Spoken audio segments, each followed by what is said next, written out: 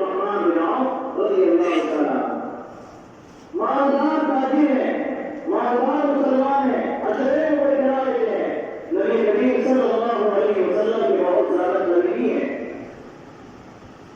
اللہ کے نبی صلی اللہ علیہ وسلم کی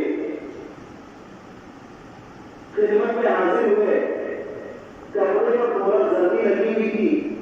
نبی کریم صلی اللہ علیہ وسلم نے پوچھا عبد الرحمن یہ کپڑے پر زردی کیسی لگی ہوئی ہے؟